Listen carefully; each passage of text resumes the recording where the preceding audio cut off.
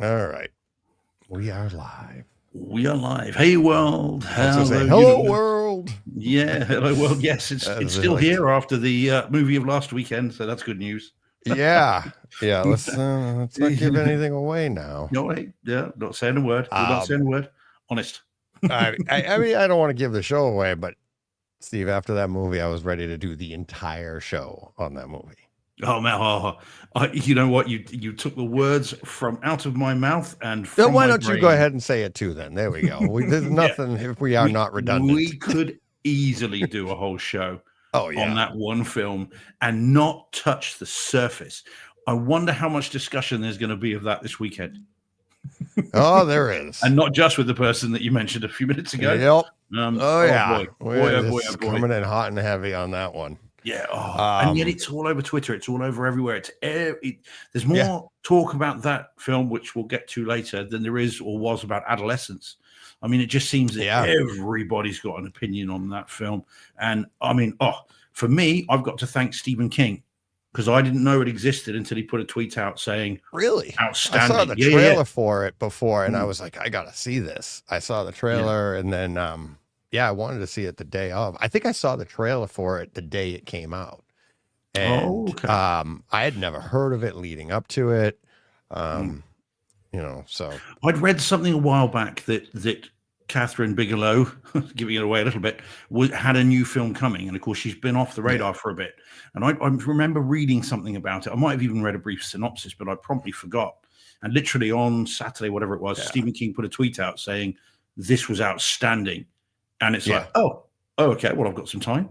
And I literally went straight into the cinema room, popped it on, and we'll get to it. It is. And again, I can't wait to give you some of the description I have. Spoiler free, but I'm talking about my environment. You had tweeted about it later, and I like burst out laughing. I haven't even told you this yet, but I burst out laughing because you nailed it 100%. You nailed it. Like one of your descriptions you had put on Twitter. But it's just one of those things that it's like, I don't want to say once in a lifetime, but well, as I put on Twitter, you don't need the room. Oh my God, the room greatly enhances it. Yeah. But this is one of those movies that, in my opinion, has it all. It's got everything. It's like you could watch this thing on your phone and you're going to be like, oh my God. True. You know what I mean? You could. Yeah. Yeah. In a bunker. In a bunker. Yeah. Oh boy. Looking in a van down by the river. I wonder if they'll ever show it on planes. Or do you think people will kind of freak out a bit, bearing in mind they're in an enclosed space and they can't get out? Yeah. I wonder. I mean, I don't know. We'll get to that. Yeah. Easily, there's a whole show on that. There's a whole 25-hour show on that, Deej. There really is. And, I'd be curious to see what other, people that the regulars come on say about it. I've had lots of people that listen to the show tell me already via Twitter, and I've had loads of DMs this week about it. Yeah. And text messages and emails. So people are talking, and rightly so. It was brought up in today's Takeover Tuesday with a man that says he doesn't like home theater. No. He said he hates home theater. I was trying to be soft. I was like, I was like, all right. I died laughing when he said that. It was like, of all people, like and that's one of the things, like only Brent Butterworth could say that, and everybody goes, okay. Because it's like I was saying to you before, I'm like, that's Brent Butterworth. It's like everybody knows, like he doesn't hate it, but it's just not what he's probably learned and forgotten more home theater than most people. And that's, maybe he's burnt out. I don't know. But yeah, it's like, but it was great. Yeah. So funny. It certainly made me laugh when I heard it driving in this morning. And again, it's a good thing, as I was saying to you, he has the most soothing voice. So driving in the pitch black this morning, heading into work, and I'm just thinking, whoa, man, right, okay. Yeah. That kept me awake because, it's very soothing. Him, Shane Lee, and David Attenborough. I should schedule them all together at around like midnight or Saturday. Don't do that, Deej. Don't do that. You won't make it. Here you go. It's like, I won't make it. It's like, no, I'll be fine. Not with those three. It's yeah. Oh man. What's great about those three is they are so calm, but they let me go. You know what I mean? Let you and I, like, if we're talking, they're not like, oh, okay, they're not offended, they're not anything, but all right, you go, DJ, you slow down, okay, take it easy. Look man. at you go, like go with the flow. Yep. Like a twig on the shoulders of a mighty stream. There you go. But yeah, and also this week, I mean, the extra hour earlier is very strange. Yeah. I said to Dom, I mean, I had to rush home from work to get back in time. You know, that extra hour seems to kind of, right. Give me all that time. Now you're rushed on the other end. It's yeah, but it's all good. It's all good. I was just at court later than I normally am. A couple of clients arrived very late in the day, and court was very busy, so I ended up. Can't they schedule their crimes more appropriately for you? Well, that is true. That would be good if they did that. Yes. Although, to be fair, this was the court's problem. The crime's already been done. The court is the real problem with overlisting cases and also accepting prisoners late in the day when normally they'd have to wait till the next day. That's what really throws a spanner in the works. But yeah, it's been a week. It's been a week. I'm surprised I've seen as much as I have because I spent most of the weekend at the police stations. Dealing with some really heavy stuff that, not going near. But it just, it's been a busy one. But all good. Hence starting early, wide awake. And there have been some serious movies arrive this week. Yeah. It's great. Not just the one we were referring to. Lots of good stuff this week. Not just the big one, the elephant in the room or the football in the room. Yes, indeed. Oh, yeah. The Big Bang Theory. Big Bang, yeah. Exactly. Black Box. I mean, there's so many versions. So, it's all right. Really, really cool. So, awesome, and can't wait to talk about it. I got an interesting topic, movie related, when we get in, and then we'll get to our stuff. But let's get into there, and then we can get to it. All right. Are you ready? Okay. Are you ready? I want to make sure I don't accidentally.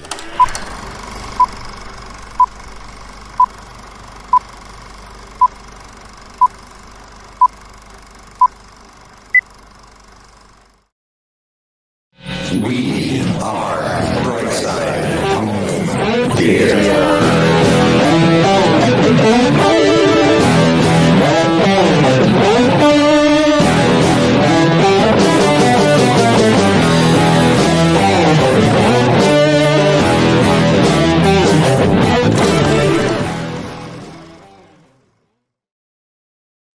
Hey, home theater nerds, welcome to the Brightside Home Theater Podcast, a multi-award-winning home theater podcast. It's all about the experiences, the sights, the sounds, the multi-award-winning scenes.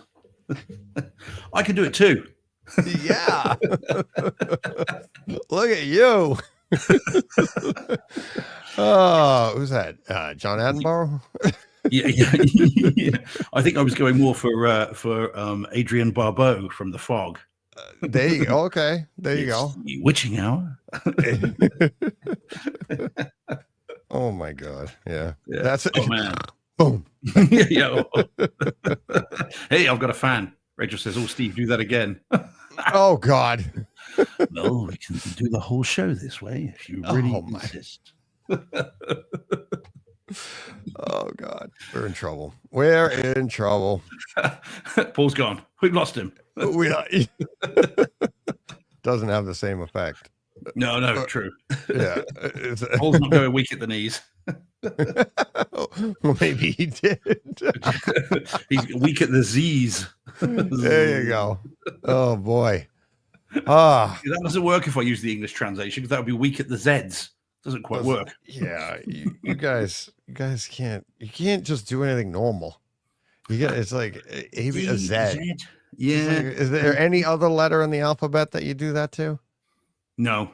We're all right with it. It is just the Z, isn't it? It's like you just went no. You even it sounded. In fairness, it doesn't because the song doesn't work either. Because if you go A B C D E F G, just to prove I know it, Yeah. And then it comes to the end, HIJKLMP QRSTUV WXYNZ. It doesn't rhyme then either. So yeah, that's not a good one. I'll defend aluminium till the day I die, but Z, does sound a bit weird. I get that. Yeah. Yeah. But yeah, aluminium is just, that I don't get that. I don't get it. How do you defend aluminium? Well, not if it's not guilty, then I'm prepared to advance its case. It's just kind of what I do. Yeah, well, yeah, no, I mean, I think we were here first. That's my lawyer right there, everybody. That's it. Yeah, I don't know. That's it. Yeah, he didn't do it. It's Greek. Presumably, it's Greek. I'm thinking that's where it would have come from because it's aluminium.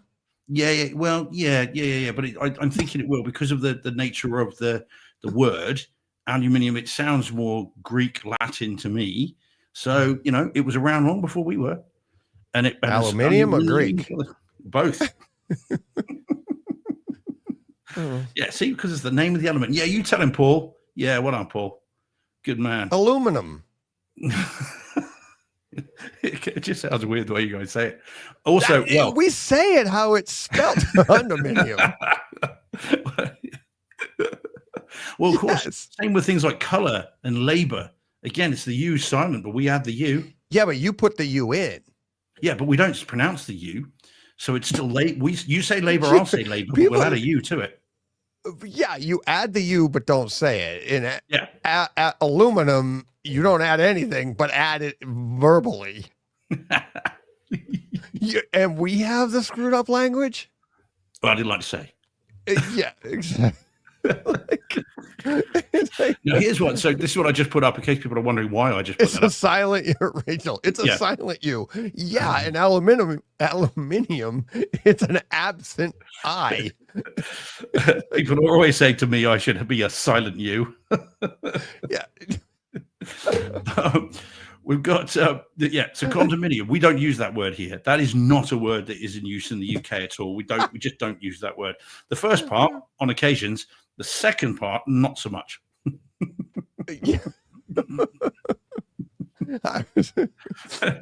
We try to never put He's gone, ladies and gents. We've lost him. We've won. I try to never put minimum after it. Or before, really. We call those over here on the maximums. Oh yeah, show off. Oh God. Hi, Sophia. Just ignore us. Yeah, we say apartment. Yeah, that's it. Yeah, flat. Cut out all the BS right away. Oh, we're a little childish. Is that your condominium? No, this is my condomiximum. It's got 2 bedrooms.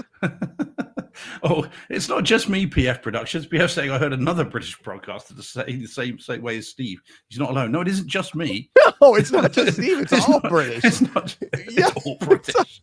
It's all all the Brits. I'm not making fun of just Steve. I'm making fun of the whole country. Hold on, all of us. I got it all. Like, the whole don't think I go home. Like, let me look up our numbers in England. They just dropped. Does it at the bottom of the Declaration of Independence? Does it have like "Please turn over" at the bottom? You'd flip over it on the other back. Words will now be pronounced as follows. Yeah, exactly. It should be. It probably does. It's like it's like if you think about it, how did that change? It's the same people that came over here. They had the accent, but it's you could say like they were away from there, but they were them. Yeah. Exactly. Right? Well, quite. Yeah, you were colonized by the Brits. Yeah. Yeah, so they were British anyway. Well, I say that. Weren't they Dutch as well? So Dutch and British and French and so it's a mixture of all the various languages and it would have all gone into a melting pot and all come out. I mean, you've seen that SNL sketch, haven't you, where they say where again there's the colonialists after the Declaration of Independence and they won the war and they say from now on things will be called, and there's this sketch where they do it very, very funny, but they do need to do one. From now on the language is going to change. We will no longer have you in labor. We will no longer have you in color, and from now on it will be called aluminum. Yeah, aluminium. Do, do, Yeah. do, do, do. I think the first time I heard it was Top Gear, when they were talking about cars and stuff. And it's like that was like one of the first shows where I actually, where I actually listened to like you got a lot of detail, you got stuff like that, but it's like that the boot, talking about the boot, and the boot and the trunk and the bonnet, the bonnet, the hood. Yeah, exactly. The bonnet, what do you call a station wagon? I forget. An estate car. An estate car. Yeah. All those fun things, but I mean, I'm surprised that Top Gear really did travel as well. I mean, it went all, that the show with Clarkson, May, and Hammond, that particular iteration of the show really did go all over the world. The BBC sold it to something like 57 countries. Yeah, I mean, it was a real money spinner. They didn't sack them, without really thinking about it first. I mean, it was a massive success. So I'm surprised it would travel like that, because they were very British. I mean, they didn't try and Americanize it at all. No, but it was as car people, it was great. It's like, no, that's brilliant. That's awesome, Steve. You win the internet. If aluminum was actually the fifth element, But see, there it is on the screen. Aluminum spelled right there. There's no I after the N. It's aluminum, not neum. Yeah. See, I would have spelt it with an I there. I would have put in that extra I. But you don't, though. Do you guys do that? Yes, we do. Oh, you do? Yeah, we do. Yep, aluminium. Yeah, there's an extra I in the British spelling. That's according to ChatGPT. Oh, okay. All right. Yeah, so we did. Our brains. I thought we did. I didn't know. So you do add it in over there. Yeah, right. we do. Californium. Californium. That's good, Rich. Californium. Californium. Yeah, we do. I was going to say, I thought we did put that I in. Yeah, and we do. I mean, it's been a long time since I've done chemistry, but that what I remember. And sure enough, we do. That's funny. Oh, okay. All right. Well, at least you're putting it in there, I guess. Yeah. It's so we're nothing if not fastidious. All right. Well, then maybe you're right. I don't know. Maybe it was originally spelled that way, and we're the ones that took it out and said aluminum. I don't know. That's quicker. Yeah, we're nothing if not quick. Well, and then we go back to our minimum. Yeah, anyway, exactly. We're back to the apartments. Alrighty, right. Let's get this going then. Why don't you go to the chat and then whoops, wrong button. Okay, the chat up. Yeah, and we'll then do, we will man. get to a comment that I have. Okay, so AC3 was in first. Yeah, okay, so AC3 was in. Hey, Captain, my Captain. Rach was in right after. Early this morning. Yeah, just checking in. Now, I don't know how to pronounce this, Deej. How are we saying this? What's this? I'm on third. Is it Abbott or Costello? I don't know. Not sure. So hello to So hello to you on screen at the moment, because I can't even begin to do that. Yeah. There we go. Must be French. Don't say it back. Okay, let's not do that, Steve. I don't know what. I'm not sure what he means by don't say it backwards. Okay. Just sound drunk. It's Steve Atson. Hey, Steve. Viable Installs popped in talking about a game called Baseball. Never heard of it. Yeah. Fair play. And then Dom dropped in. Now, Dom, have you changed it? Does it say Dominique? Has that been changed from Dominic? Maybe. Or is that always it does say Dominique. I don't know. I don't know if he's changed it. But I just always know him as Dom, so maybe I just read it that way. Yeah, man, I was Dominic. Maybe it's just Dominique at weekends. Yeah. No, it's all good. You know how he spends his weekends, up to him. Yeah. Marcus. Hey, Marcus. Yeah, he's going to be very unhappy. And then we've got who else? I saw a load of others drop in. Jordan's in. Hey, Jordan. Just freshly back from a screening of Frankenstein, the Guillermo del Toro version. He said it's excellent. Oh, nice. Roll on next week when we get it on Netflix. Yeah. I am really looking forward to that. Okay, another one that sounds like a planet from Alien. Hi, LDA770- L5Q. There you We've go. got droids tuning in. Yeah, exactly. I mean, it talks like R2D2, maybe. That'd be fun. And, Ariel Alanis has dropped it again from X, as always. Good to see you, buddy. Martin's in. Hey, Martin. Oh, man, they are testing us this evening. Symphonics Audio? That new? Oh. I don't know if Symphonics has dropped in here. I think I've seen Symphonics on other Cool shows. picture.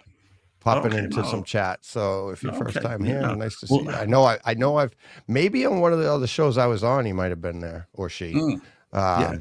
But yeah. Okay. Well, Symphonics you will stick with us, and you'll see which film we were talking about. Although it's in the chat, in fairness. Yeah. People know. It won't take you long to find out. John Mansour's in. Hey, John. Paul Hurt's in. Hey, Paul. And then I'm sure I saw Beth's in. Hey, Beth. PF Productions is in. Blind Guy's dropping in. Hey, buddy. Good to see you again. And then also, and I think that's everybody. I don't think I've missed anything. Beth's in too. Okay, there we go. Yeah, Beth, man. Gang's all here. Marcus. I thought there was somebody. I thought. And Did I miss someone? Oh, apologies if I did. That's Joe. You got okay. that? Oh, right. Yeah. Okay. Yeah. That just sounds exactly Joe like Joe Grusnick. Yep. Yeah. It just rolls off the tongue. Hey, Joe. So yeah, all good. All right. Yeah, the numbers are climbing up. I know we're early over there, so our numbers are a little low when we first got on here. So, but yeah, gotta start somewhere. Got to start somewhere. Yep, exactly. So, So, let's see. You had a comment? I had a comment here earlier today. I had this forwarded to me from a listener. They're closing a Showcase Cinema over here, which is a pretty big chain. Well, there's been a number closed over here. Yeah, but this is a big one. And it was what I thought was interesting about it is so it says Foxborough, Mass. Showcase Cinema is preparing to close down one of its popular movie theater locations in Massachusetts. A spokesperson for the chain told Boston 25 News that the theater at Patriot Place in Foxborough will be shuttered in early 2026. Due to a business decision, we have entered into a mutual agreement with the landlord to terminate the lease at Patriot Place. The spokesman said cinema operations are expected to cease in early 2026. So what I mean, we've had theaters closing around here before, but one of the things I found interesting about it, or I thought was like maybe it's not a source to panic, is because of where it's located. It's literally part of Gillette Stadium, Patriot Place, that's where the Patriots play. And so, they have events going there all the time, big events on the weekends. They have concerts there. The Patriots are there, especially in the summer during blockbuster time. How much foot traffic are you going to get to? You can't get into the place if there's a concert. Oh, okay. So how much foot traffic are you getting to these movies to support the movie theater when you have a huge concert going on Friday, Saturday, Sunday? So it's I feel like it's not necessarily as much about the movie industry in this case as much as it's about hey, let's put a movie theater inside a stadium when nice weather. This is when people are going to be having concerts and stuff, and that's follow suits with the movie blockbuster season. So I just thought it was it stinks that it's closing. It is a nice place. I've been there. It's a little further away from me, but it's it wasn't there was no reason. I have a Showcase here. That's what I see at my theater, which with the X Plus. So I really didn't need to go down there. But I've been there a few times, but yeah, I feel like that one there has more to do with, anything in real estate, right? Location. Yeah. Yeah. What also, costs, if rates, rent is going up, we call them rates over here, but if rent is going up, inflation, everything else, that might be what they mean by business decision. I think when it's just one, I don't think it's a trend. But obviously we see more. We've had a number of Showcase Cinemas closing over here, including one of the big ones at a shopping mall not far from here called Cabot Circus. And they had a huge Showcase in there. Have you guys had over there what they call the Directors Hall? Have you had that as part of a showcase? I don't know if Well, it we was call just it over X here. Plus. Like it's the X Well, Plus cinema. this like was the- like a separate, like you had like a lounge area before Oh. the movie, and you'd go in, and then they were ultra plush cinemas, but you had a lounge that was just Oh. for the director's hall. Oh, And then okay. they'd bring in, you'd get a free drink and free popcorn and everything else, and you'd go in. And they had that for a while, which was quite cool. It was expensive, but you could do it. Yeah. But that's the one that's now gone. And yeah, so we've certainly had them closing here. I think it also could be like this one in particular. It's at Gillette Stadium, right? Mhm. So I explained like it's probably not a good place to be generating revenue with competition with the stadium. But you've got like 10, 15 minutes north of there, or maybe northeast of there, there's another showcase. And then maybe 10 or 15 minutes southwest of there, there's another showcase. Yeah. So, and showcase is a huge chain. So it might be a matter of just too many.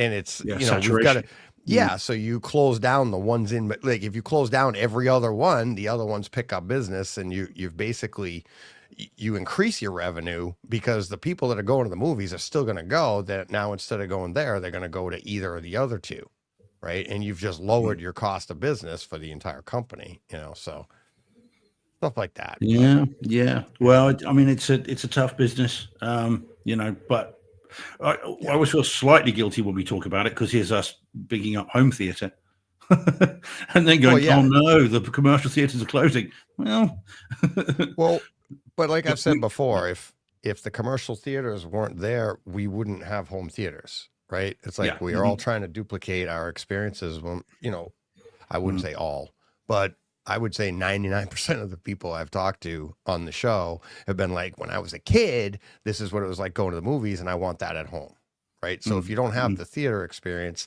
where's your motivation to do this at home? Yeah, where's the next generation coming from? Yeah. Because not a lot of people are showing up at other people's homes and going, I want this in my home.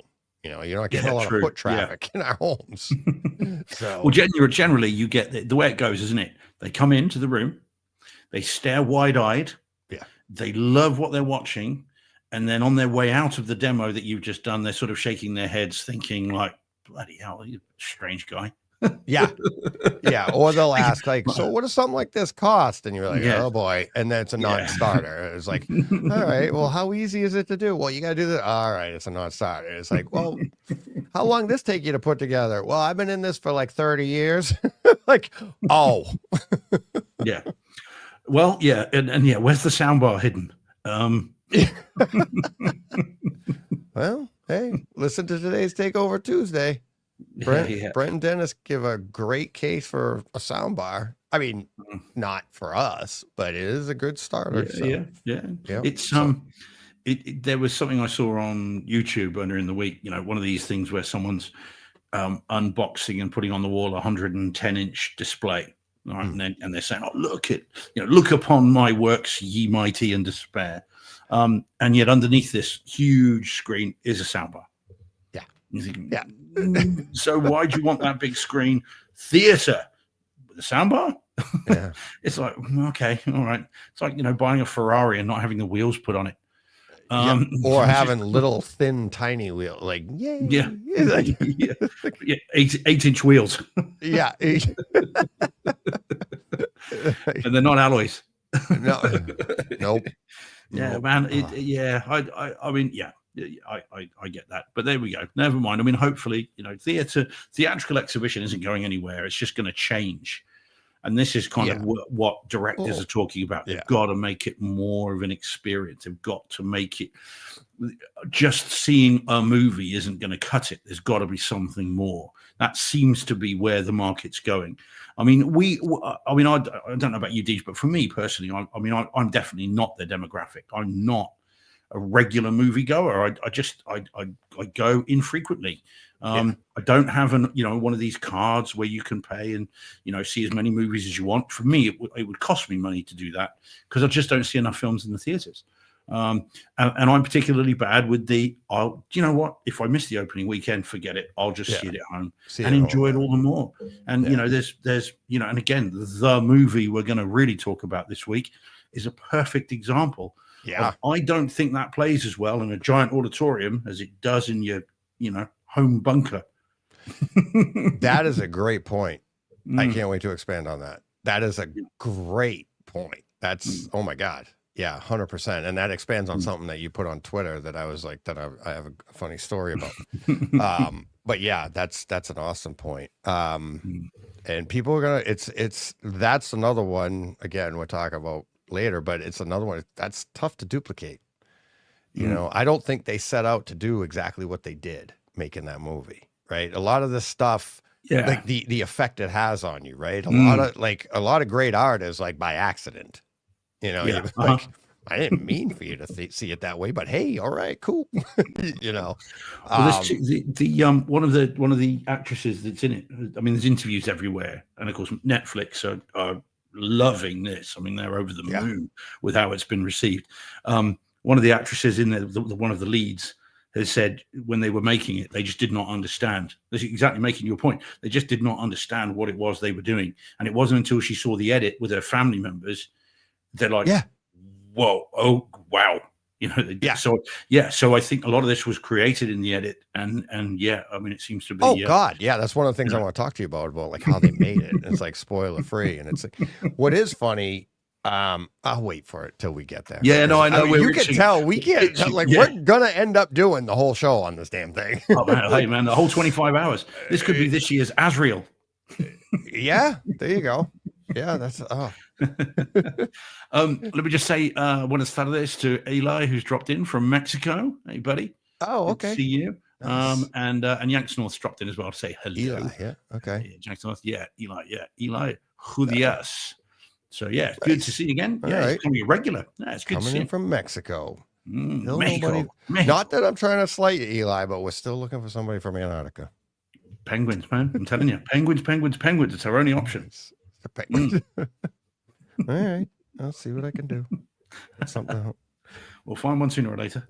Yeah. Alrighty. Right. Let's do this then, Deej, because we. What do you want to open up with there, buddy? I got to pull up the present and invite. So let me share. And then once I get that for you, look at me starting with. What do I want to start with? All right. Yeah. Okay. I'm going to start with one that John's. Well, the thing is, there's so many great things, and then there's some I don't, that aren't so great. Yeah. So let's do the one with the dome on it. Can you see the sort of dome type thing on it? There you go. Look at that, straight to it. See, it's my descriptive powers. Yeah, I actually know what this is because I could see the weapon. Oh yeah. Oh yeah. All right, here we go. Our first feature of the evening. Okie dokie then. Oh, I've been looking forward to talking about this. All right, so this. Oh yeah. Now this, ladies and gents, boys and girls, and Deej, you're right. This is how you tell the name of this film. You can't because it doesn't say it on the image again. Right. Movie menus. However, that weapon, exactly, Joe Klusnik, anyone of any age, that it was around our age, looks at that and knows instantly from that weapon what we're talking about. Joe, you've got it right. Of course, this is the ageless, timeless masterpiece-ish. That is Krull. Krull. I was wondering, I'm like, are we going with thick sarcasm or what are we doing? No. All right. Well, now, John, people will wonder because John did review this a while back. And I think it was the 4K stream he was reviewing. I think it was definitely 4K. And I remember saying to him, oh, man, I don't know whether I want to get this or not, because this film has a place in my heart from back when it came out in the 80s. I was in New Zealand. I remember seeing it. And, of course, this was every, boy of our age's dream mashup. You had Star Wars, you had, kind of Westerns, you had cool weapons and swords and sorcery and a bit Lord of the Rings, and they've mashed it all together. And I loved it when I saw it back in the day. And I haven't pretty much seen it since. So when John reviewed it, I was thinking, do I want to get it? Do I not? And again, I said on the show, rose-tinted spectacles are the best kind of spectacles to have. And I was wary of going back into it, but not wary enough to not buy the 4K UHD disc. Right. And, Deej, in Dolby Atmos. Oh. No one was more surprised than me. And so this is a Sony disc. Oh, And so, yeah, oh, so in it goes. I close the tray, I settle down into my seat, and on it goes. And my jaw hit the floor. good or Well, bad? firstly, when I checked the audio in a good way, yeah. Oh, okay, okay. Check the info. On came the Atmos thing. I was like, no. Sure enough, yep, Dolby Atmos. And bearing in mind the limitations of this movie and the age of it, it looks fantastic. Yeah. It really does, and the Atmos is awesome. You feel well. For me, I felt like it's funny you say, Deej, we're trying to recreate the cinemas of our youth. It Yeah. felt to me like all those years had gone away, and I was back sitting in that cinema in Hamilton, Victoria Street in Hamilton in New Zealand, watching this for the first time. Now, okay, now the movie is of the 80s. Yeah. I mean, there's no getting 100%. away from the effects work and everything. I mean, it is of its time. No one's tinkered with this. No one's done a special edition of Krull. More's the pity. Actually, more about Witch Teach. Remind me to talk about the original Star Wars movies. We'll talk about that in a minute. And I didn't know if we were allowed to. I know we have. Yeah, it's been on. Yeah, it's been more than what we heard. I think we got a little bit more definition, but yeah. Okay. We'll get to anyway. But yeah, no, so it is, the movie is the movie. I did enjoy it. It is very, very, very cheesy, although it always was, but it's really enjoyable. Good man, Steve. Well done. Well, I wanted to put that up and join them because I just bought it too. Oh, good man. And is it 4K UHD Atmos? Yep, 4K UHD. It's really good. The music sounds great. I mean, the picture is awesome for what movie it is. The sound, fantastic for what movie it is. I honestly had a really enjoyable time going back to the 80s and feeling like a kid again, watching this really for the first time because it looked and sounded better, obviously, than it's ever been before. It's cool. Oh, and it begins, by the way, because it's been a long time, with the glaive zipping around the room. Oh. So straight away, you can hear it going down one side, up the other side, down the other side, and you're like, here I am. Yeah. So you can get beyond the very cheesiness of the movie. The presentation's awesome, and I thoroughly enjoyed going back to this. So fair play to John for piquing my interest, and then when the disc hit, I picked it up, and I'm so glad I did. It is just, it's transformative. It took me right back, and I had a really good time with it. Jordan says, and yeah, good man, Jordan said the Krull 4K disc is brilliant. So glad I managed to grab the UK steel, but which is what I've got. So yes, very, very pleased with this. Joe sent standard definition on Kaleidoscope. Yeah, that's where I checked first. I was just going to highlight that. Yeah. Joe was saying it's still only SD on Keyscape, but yeah. So I went online and it's $39.41 on Amazon for the Steelbook. And yeah. Okay. Now tell me this, Deej. If you click buy on Kaleidoscape, but you don't download the movie, can you get a refund? As soon as you hit click, that's it. Yeah, you bought it. Oh man, so this is proving to be an expensive evening for you then. Yeah, and did you just order? No, I didn't buy it on. You click on it just to see it, the price. You don't have to purchase it. You have to purchase it after that. Yeah. And a little PSA for the Kaleidoscape owners out there. John Brock did the God's work of trying one out on his 150-inch screen with his amazing theater, and he was like, bleh! I mean, he's got all the toys in that theater, and if anybody could make it look good, it would be John. And he was like, "Do not push play," like on SD. It was like, "Oh my god!" Well, yeah. I mean, it's not meant to be seen on screens anything even close to that size. Yeah, 486 lines of resolution. the scan lines must have been like a meter thick. Yeah, exactly. Let me get my ruler out to measure that pixel. I think someone's mowed the screen in lines. Yeah. You need a big condominium for that pixel.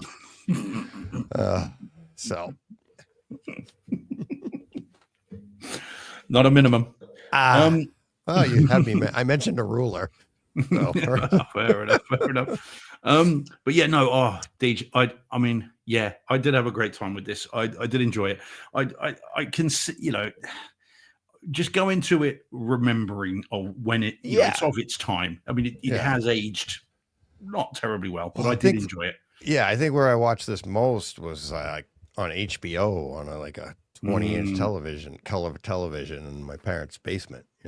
Like that's where we watched it. That's where you're like, oh, it's on again. So yeah, Eli saying it's Apple TV has it in HD with Dolby Atmos. So Okay. so that'd be good. Edited Yeah. 2010. Well, the Atmos is put to good use on it. Again, the glaive is spinning around, and every time it does that, it does go up and round, and it goes up and over into the overheads as well. It's a Sony disc. Really, that's kind of all you need to know. They've not missed yet, or at least not that I can remember. I mean, they are awesome. They know how to remaster an older movie. Should be fun. Yeah, looking forward to it. Recommended. No, cool. Yeah. Cool. All righty. Let's see. All right. What do I want to go with here? Let me look up here. All right. I don't know if you've seen. I think you reviewed this one a little while ago. Show me. All right. Can you see it? All right. I can't tell what it is. All right. Let me pull it up for you. Clown in the Cornfield. All right. Brilliant. No. Yeah. Yes, I did. Yes, I did. Yeah, you did. You reviewed this a while ago, right? Oh, yeah. Great. Yeah. So we're talking about Constantine from what year was this? 2005, I think. Is that what it was? It might be. I'll tell you now. I think it might be older. Yeah, than I think it was 20. I think it was 2005. Yes, it is 2005. 2005. Yeah. So yeah, so I watched this on Kaleidoscape, and did it have it? I'm pretty sure this one had Atmos. The disc 4K. Does. The disc does. So yeah, sure. Let me just double check, because sometimes they don't. We all know that. So let me double check here. I'm 99% sure the disc does. Yeah. Oh yeah, I'm pretty sure it does too. So all right.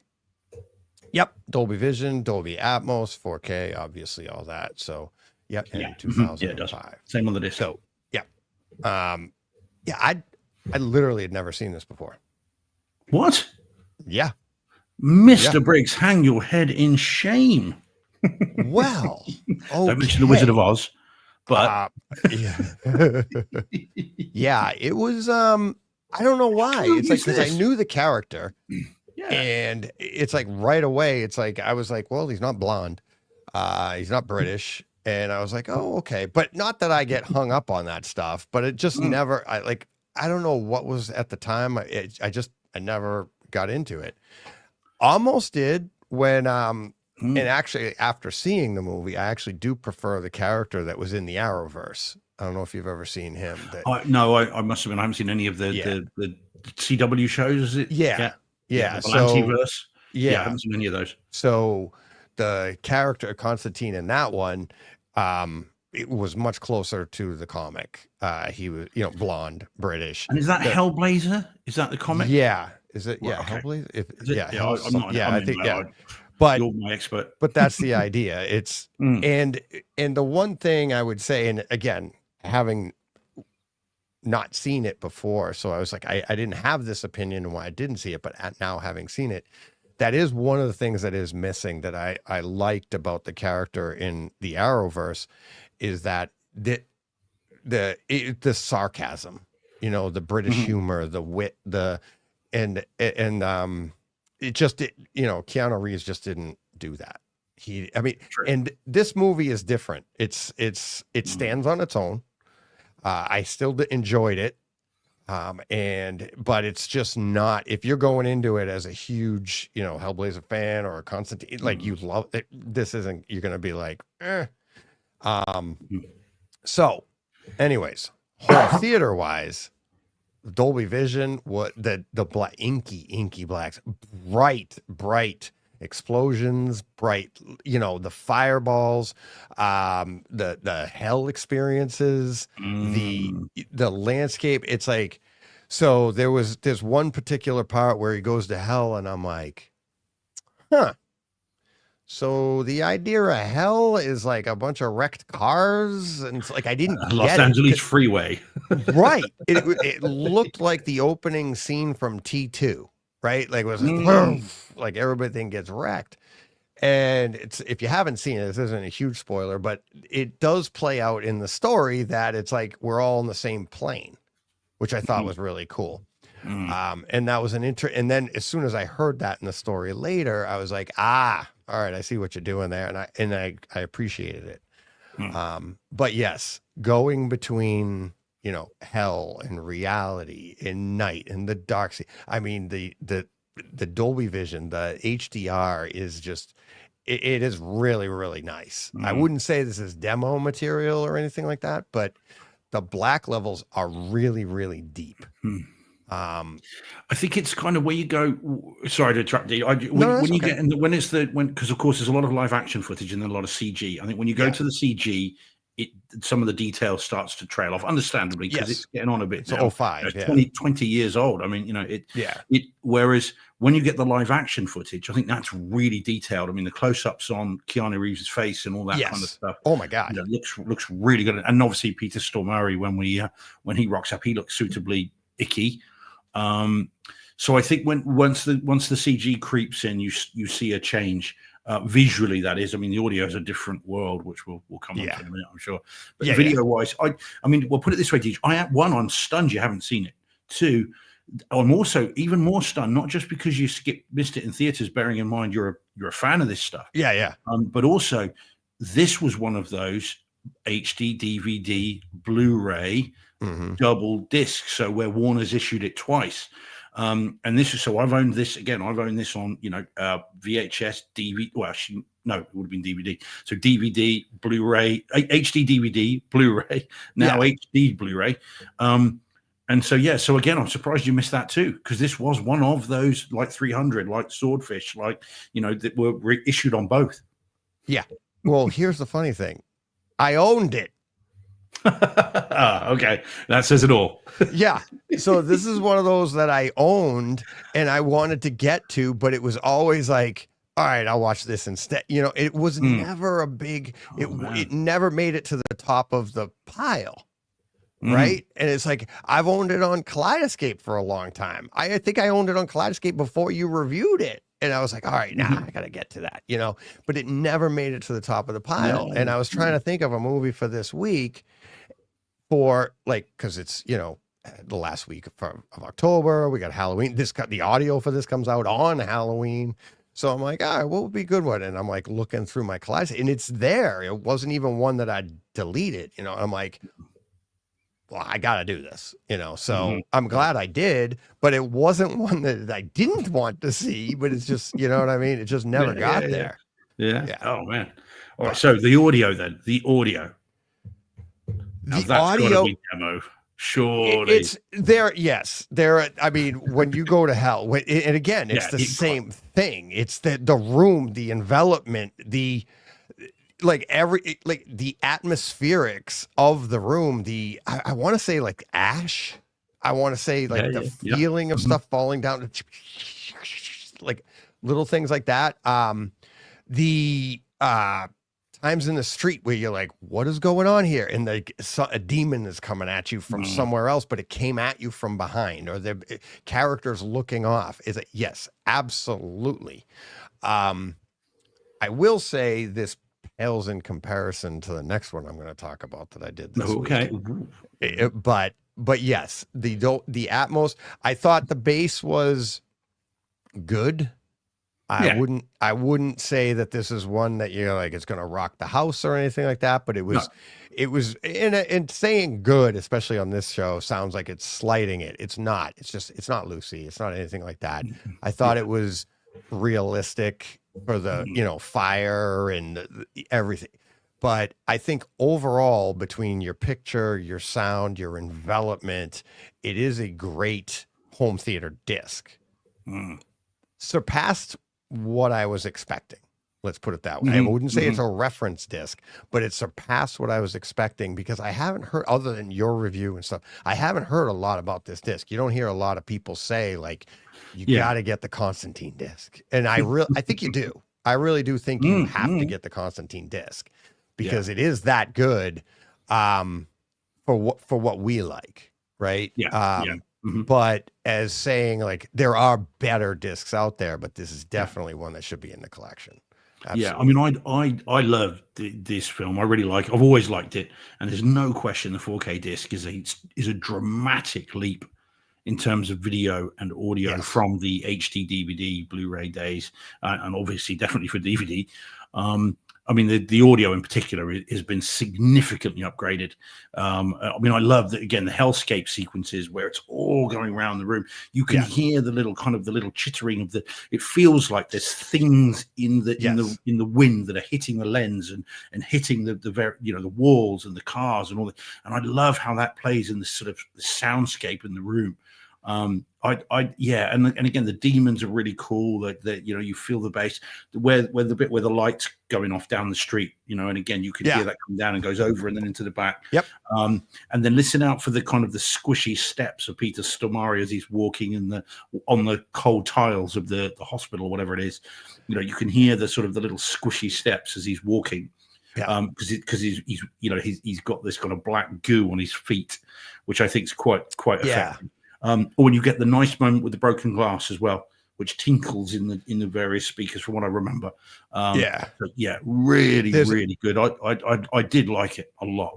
Yeah, like then him going back and forth too. Like I said, the atmospherics of like they use the absence of sound, and then that amplifies, hell. That you're like it because there's nothing not being engaged when you're in hell, and then he'll come back. And you're like, it's quiet. The room's quiet. But yet you can hear, like, I don't know if it was drapes in the corner, but you could hear something. They're always trying to give you some kind of an atmospheric. So they like, him putting his feet in the water and stuff. It's very deliberate, very gravity-esque of like deliberate sounds around the room, but quiet. And then you go and then it's like, and you're like, oh boy. And then the room just, now, like, you can really feel the room get filled with sound. Yeah. Well, and the bowling alley stuff as well. You can hear the distant sound of pins going and balls going, and then I seem to remember there was overhead stuff there as well. From what I can remember, again, it was a while back, but from what I remember, I mean, it is definitely worth picking it up if you're a fan of the movie. Then it's a no-brainer. Really, really. I think if you're questioning the movie, but you love home theater movies, this is definitely one too. Because I think you'll be engaged the entire time, even if you're like, I'm not really. Agree. Yeah, definitely. Paul Hurt is saying there's word is there's a Constantine sequel on the way with Keanu. Yeah, there's all kinds of issues. Is it Akiva Goldsmith? I think who's got some involvement with it. He's written a script and they're trying to get it off the ground, but there have been so many problems with it I mean, it's one of those, Paul, I'll believe it when I see it. When they're on set shooting it, it's coming. Until then, it's just one of those that just keeps circling. It's not so much in LA hell as development hell. So it's going to be I think it'll be a while, but I'd love to see a sequel. Like I said, I really like it. I've never read the Hellblazer comics. I didn't know anything about the character when I first went into this. So I only come to this with the movie. I've got no baggage to compare it with. And I really like it. I just think it's a cool world and it's a fun kind of thing to be able to do, So, I mean, and the whole, and of course, Shia LaBeouf in it, of course, a very young Shia LaBeouf in it. Playing very much the sidekick role, literally. He's good at it too, and I do like it. And Joman Honso or whatever his name as well, who's really good in The Club. He's very cool in this as well. Good. Very good. Digimon. Yeah, I can't remember. Tilda Swinton, really good. Yeah, she's very dark. Yeah, very real. Talk about the opposite to your normal angels. Well, and that's exactly. That's a really good aspect of the movie, let's say. So, all right. Awesome. Okay. All right. What would you like? All right. Let's take a little dip and then we'll go back up again. So, can we do the one? What has the shark on it? Wait, what? Let's just get. There is one that's got a shark on it and a. All right. Yeah, there it is. Yeah, let's get this out of the way. All right. Hey, you got to balance things out. You can't have good without bad. You can't have bad without good. Here we go. Okay, then.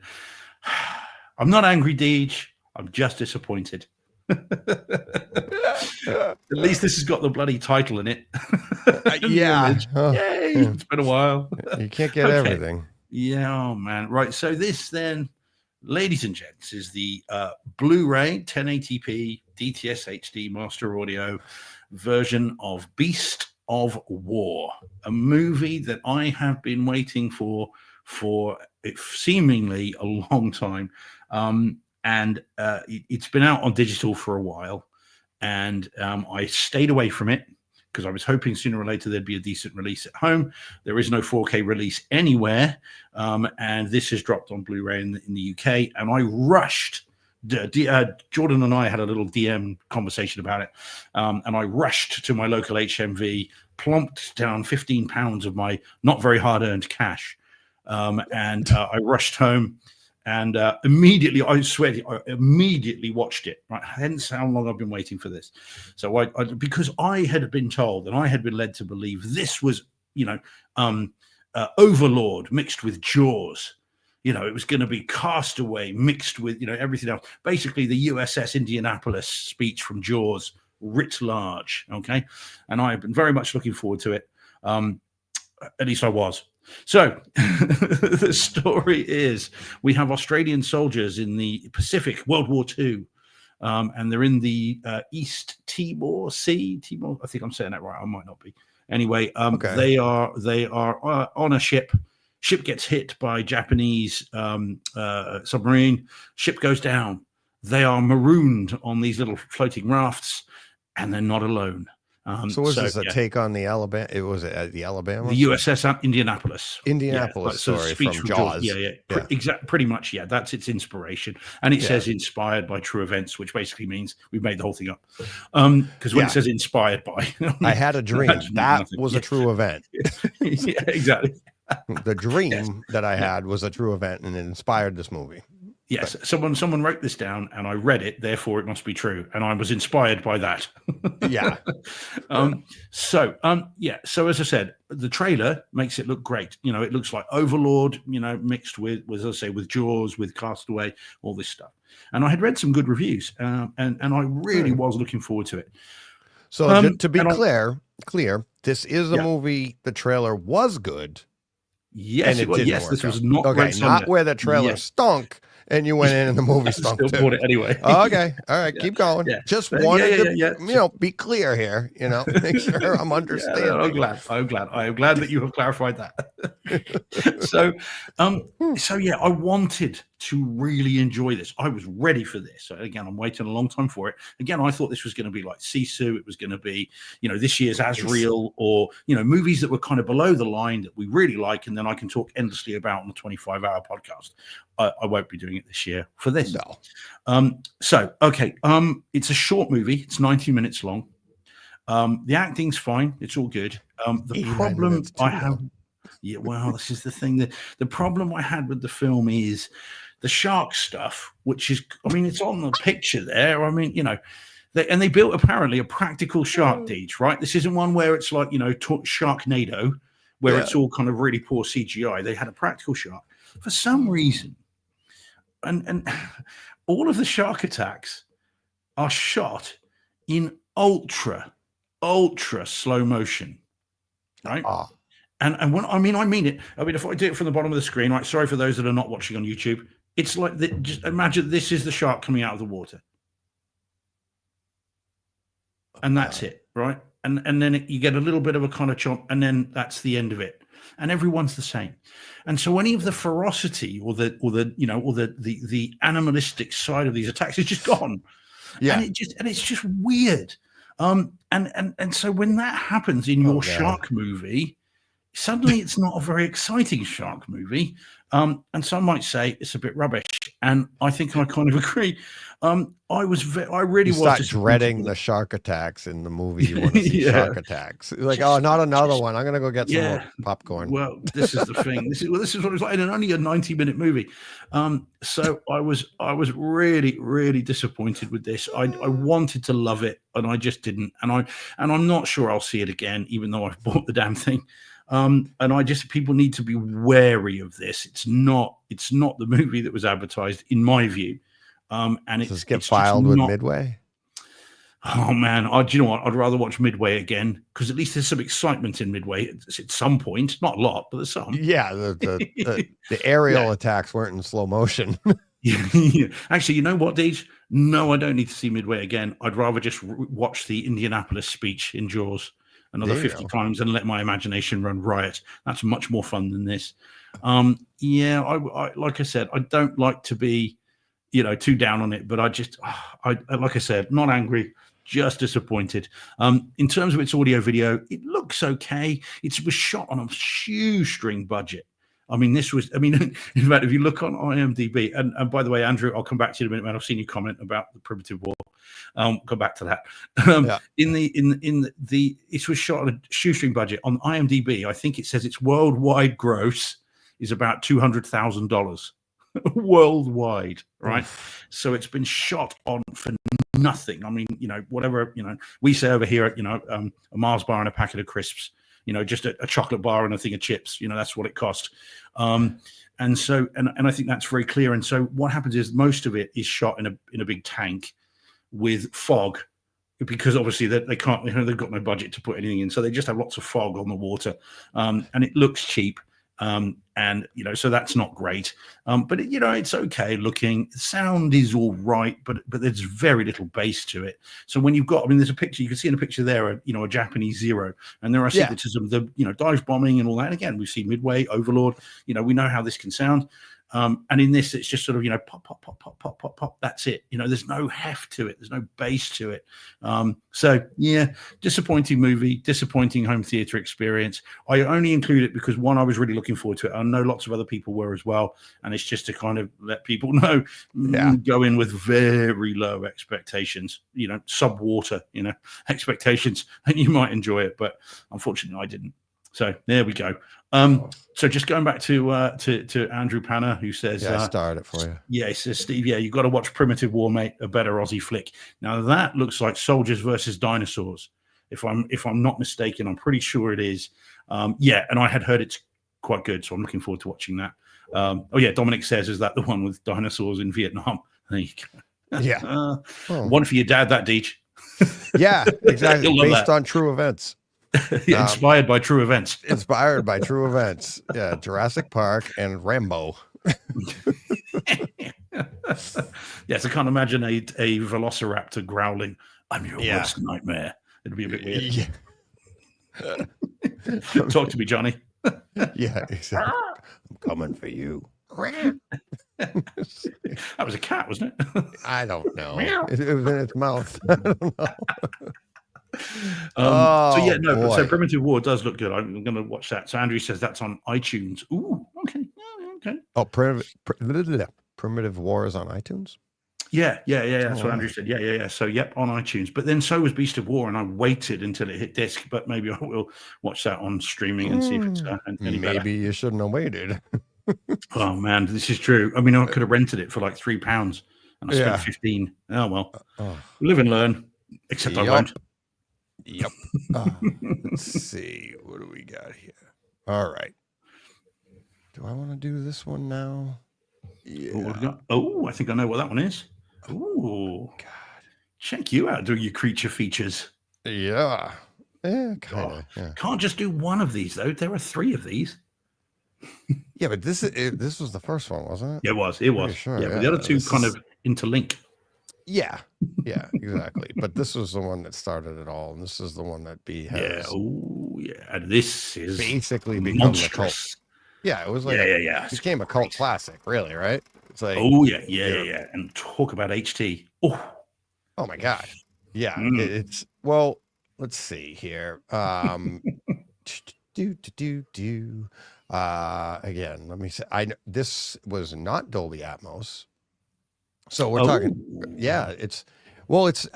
I watched it on Kaleidoscape, and it's in 4K HDR, no Dolby Vision, and no Dolby Atmos. It was DTS Master Audio 5.1. This is Cloverfield from 2008, if I remember correctly. Don't take it the wrong way. Are you sure it's not in Atmos? I'm looking right now. Oh yeah, No. it's okay. Sorry, I've got the two set, the 4K 2 set, and sorry, Cloverfield is it's True HD, but Cloverfield Lane is in Atmos. There you go. Yeah, Sorry, and then as you were. Cloverfield Lane is in Atmos. Yes, Yeah. Okay. correct. With neither of them have Dolby Vision, but HDR10, but they're 4K. But yeah, Cloverfield is 4K, HDR10 in DTS Master Audio, but upmixed. This is one that, this is another one that makes the case that you don't need object-based, especially where we're upmixing now, the way our systems are basically upmixing what they could do back in 2008 before Atmos existed, when this was a reference track. And I would say today it's still a reference track. Watching this movie, and what I found interesting with we'll talk about the video, is it's all like, handy cam, found footage. Yeah. And what was really cool was, if you remember handling handy cam back then and trying to get an image at night, and you're like videoing something and the grain just went crazy, that's what happens. But you go at night and you get this really bright image with a dark background, you get a gorgeous image. And it did this, the 4K HDR does a fantastic job of displaying exactly that.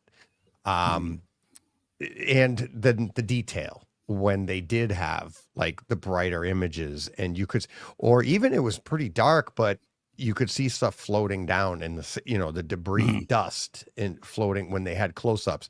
If the handy cam was on its side, and you're looking, and you'd see the dust from people running by, kicking up on the floor. Lots and lots of detail. What are you laughing at? What do you? No, it's no. Agree. Oh, sorry, Jordan's just saying about shaky cam. Yeah. It was a steady cam, wasn't it, or whatever it was? Yeah, somebody in the said to us, said to me during Cedia. Yeah. So, this is another, your found footage, but this is the, kaiju version of Blair Witch Project.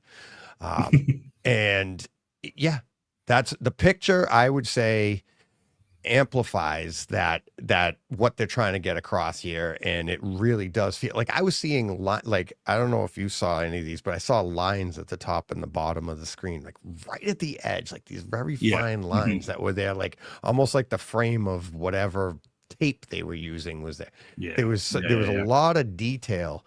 But then I loved the grain. I did, like when they went into those like murky shots, and how it got, because it used to make you so mad when you're trying to get an image, and it was just like all, and the way the camera would, like, it would green things out at night and stuff. And I'm not talking when you put on like this one has night vision, you try that. I'm saying like the camera's just struggling to get this image for you. So I thought that did a great job. And then like how good the image did look when the explosions start, and it's really, really nice explosions against the backdrop. This has inky blacks at times, but most of the time the blacks are elevated because a handycam couldn't do that. Yeah, and it's supposed to look realistic, whereas I think from the time, whereas I think if it was all perfectly lit, it would ruin the effect, I would say. Like even when this movie starts, all right, so I know in the movie we're going to talk about later, that had really, really dark blacks. Constantine, really deep blacks, so much so that like on this screen here, it's jet black. Like there's nothing there on the wall. Like you can't see anything. When Cloverfield started, there was a base, like you could tell the screen was there. It had that elevated black level from the moment that you pushed play. It was like, okay, we haven't even given you a credit yet, but here's what we're starting with. And setting the tone, setting like this is not going to be shot professionally, and giving you the exact, dead bottom black. So I thought that was really cool, because when it started, I'm like, is my screen working right? It's like, and then, again, you get that, like, is it my system? Did I screw up? So But there are scenes when it gets really, you got that really bright scene, like a bright explosion in the corner, or you'll have some flashing lights from a helicopter coming by or something. And it really does. The contrast is really nice, but the black level, the floor is raised compared to other movies, and it's intentional. Yeah. Obviously. Yeah, exactly. Mm-hmm. Now, audio, well, do I have to talk about it? I mean, who doesn't know? I mean, it is, I mean, it is so much so, Steve, like you said, are you sure it's not Atmos? Yeah, well, quite. It's like, we've all seen it so many times, and you'd swear your memory is like this was Atmos because the helicopters going overhead, the pans. I mean, there are pans behind you, to the side of you, in front of you, from dead center in front of you to dead center rear, going overhead with the, like I said, the helicopters, the Statue of Liberty coming into the screen. I mean, it just, I mean, the detail level again. There are times in this movie that the detail levels are, Gravity-esque, where it's quiet and they're like listening, like what they're scared. The buildup to the big, to what ends up happening, the party scenes, I thought were really good. Reminded me of the movie Strange Days, right? If you remember that movie where you're like inside somebody's head. So like, JT Miller is the camera guy in this throughout most of this movie, and his voice resonating through the room because he's like, he's talking, he's like, well, you could do this, but then the characters' voices were locked on the screen in front of you, but his voice was muffled appropriately to feel like it was behind the mic, and it was like filling the room. But all the while, the music from the party that they're at was filling the room. You could hear chatter around you, and again, not Atmos, but you would swear it was the way this fills the room. So, CVAD is make with a handheld camera. Yeah, one that you make with a handheld camera. All found footage. Yeah. Yep. Found footage. So, just, I mean, a lot of fun. And again, I hadn't seen it in, I don't know, a few years. And, again, this has been on my Kaleidoscape for a while, and I was like, I'm going to watch that. And I was like, all right, I got some time. I got home, a few minutes earlier, and I literally watched this today before the show, and it's only an hour and a half long. Not even. I don't even think it's an hour and a half long. Yeah, it's only short. Yeah. I mean, it's a roller coaster ride. This movie. Yeah. Meant to be just kind of just get in, get out. Yeah, it's great. Yeah. When the buildings are leaning on each other, and JT Miller's like, well, how about we go up the first building, go from the roof to the, wait a minute, no, bad idea. Why nobody ever listens to me? We're going to listen now. So good. Such a good line. Like but he was right. And you're like, okay, that's a good idea. No, none of this is a good idea. Oh God. So, it is a really good film. So you're going to have you got the other one? Have you got 10 Cloverfield Lane? Yes. Yeah, I have that. I definitely have it on disc. That one on disc has been sitting on my desk that in my old theater. Remember, I had that little table to the side there. That had been sitting there for a while to watch again. I hadn't, and I don't know if I have it on Kaleidoscape or not, but yeah, I might do it. I might go through it is good. It's a different kind of movie, but it is good. Yeah, and it does dovetail. John the idea Goodman. is going on at the same time. Yeah. And it's quieter, isn't it? It's a bunker one, kind of. It is, but then they don't stay in the bunker. No, well, yeah, but yeah, Captain AC Feet, John Goodman. Yeah, it's good. Yeah. It's worth seeing. He's really good in that, John Goodman. Yeah. Yep. So, and that one is in Atmos on disc, so will be presumably on Kaleidoscape as well. That's definitely Atmos. Cloverfield Lane. Yeah. I did look it up. I could pick it. I could pick up the 2-movie set for $9.99. I already own one of them, so that's probably why I can finish the set for $9.99. So so I can grab that. It's a good film. It's a good film. 1 hour 43 minutes. Yeah. So. All righty then. All right. What would you like to do? What do we have? I'm aware of the fact that it is pre-Halloween and it is the last of the Halloween ones. So should we do the one that's very red, right in the middle there? There you go. Let's do that one, shall we? Yes. Absolutely. I almost joined you on this one, but they don't have it on Kaleidoscape. Okay. Oh, really? Oh, that'll change. Yeah, that'll change. So. Yeah. Okay. Right. Ready? Yep. Oh, yeah. Okay. 1, 2, Yeah. Freddy's coming for you. Okay, right. So this is one of the granddaddies of 80s horror. This is A Nightmare on Elm Street, the first one, not the 2010 one, I hasten to add, but the 1984 original movie. All right, now these, all right, because we've never talked about this really. In 84, Really? did you see this in theaters? Yep. You did? Okay. Yep. And what was your 14 years experience of the theater? Because I was too young to see this in theaters. I saw the second one before I saw the first one, and that was because my brother brought the video home. You know how my brain works. You've listened to me talk about movies and horror movies in particular. Once or twice. A couple. Yeah. Yeah.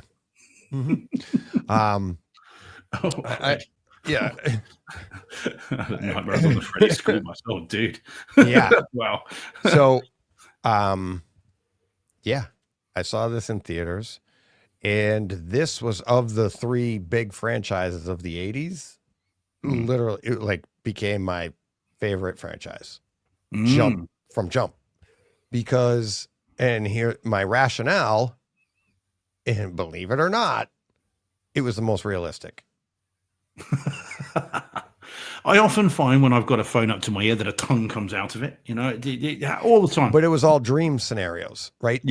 They explained however it's supernatural for sure, but they explain why it's going like that. Whereas the other two are just, like you said, like slasher, like, okay, it's just a psycho that walks really slow, but somehow catches everybody. It's like, okay. Now, don't get me wrong, I enjoyed them.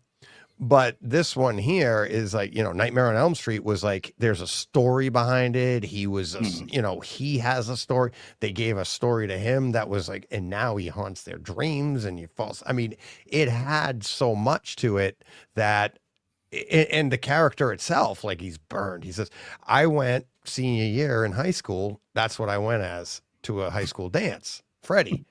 And I went down to my local, a friend of mine, a guy I went to high school with, Brendan O'Terry, his dad owned the town funeral home.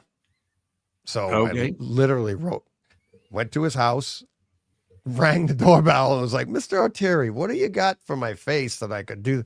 He takes me downstairs. He's like, here, and he gives me this big tub of the wax that they use. And he's like, just use this, melt this, and get it on you.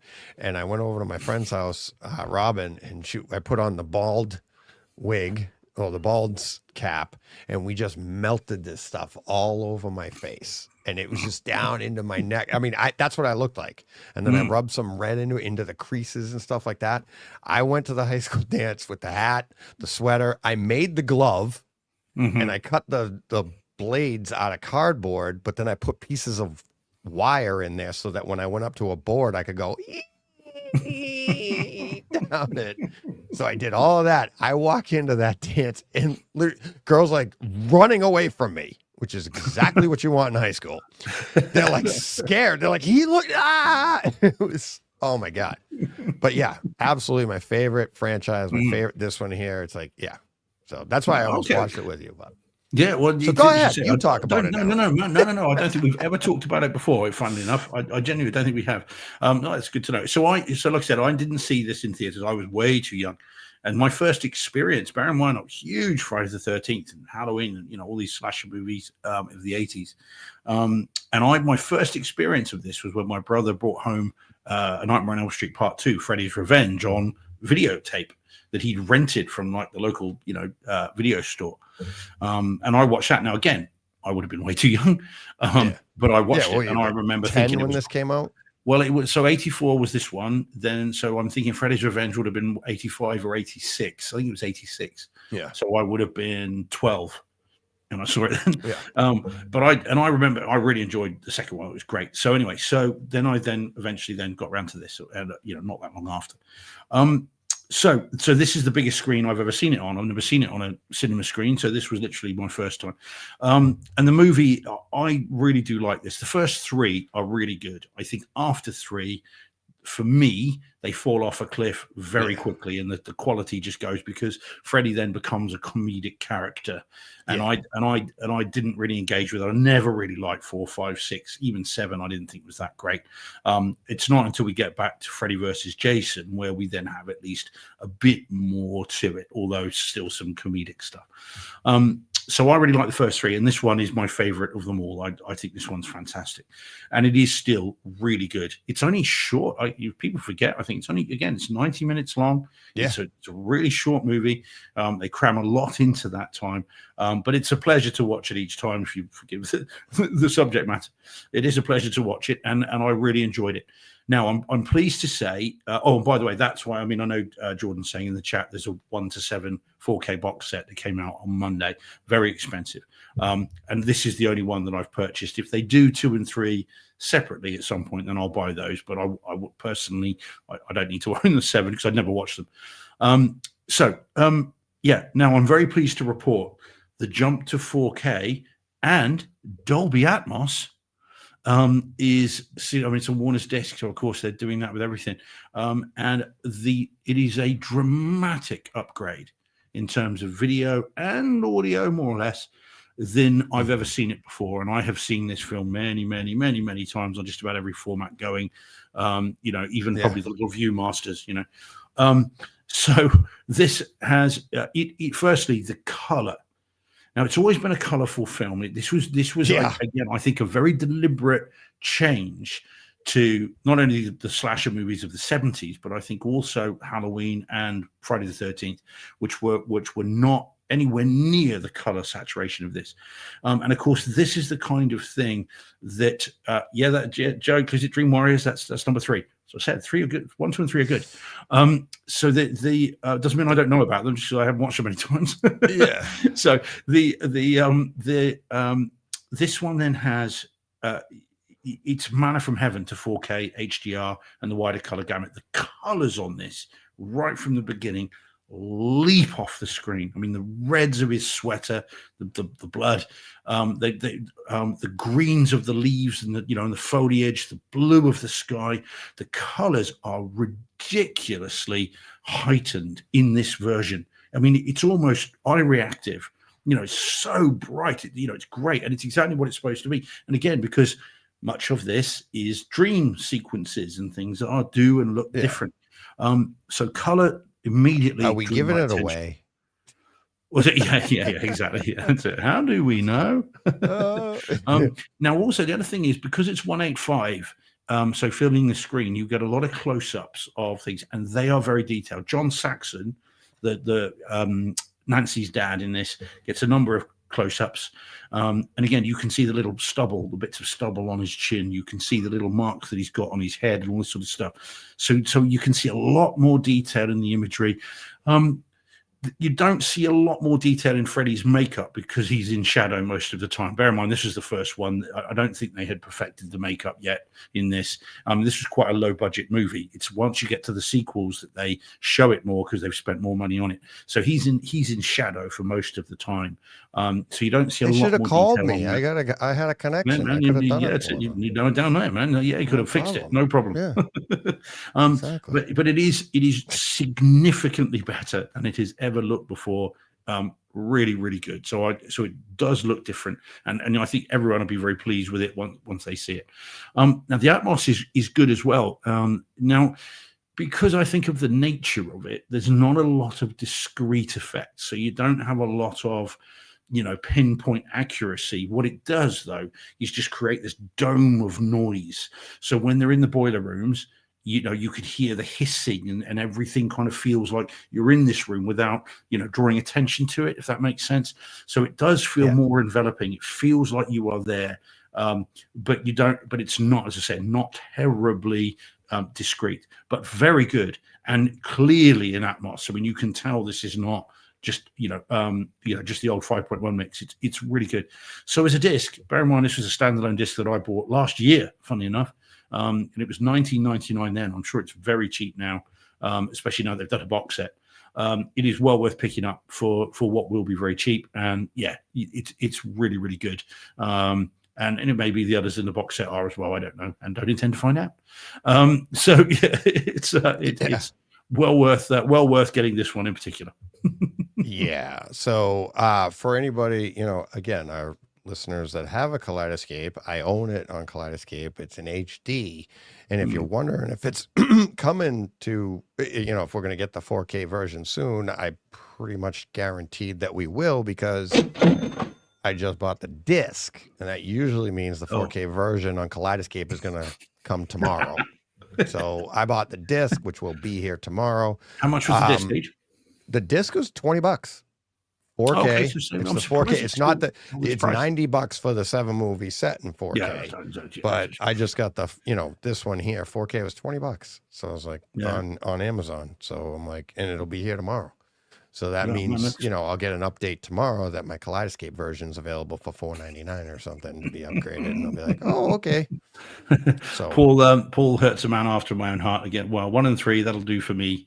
Yeah, I do love those though. Yeah, so 1, 2, and 3 for me. 2 is particularly nasty.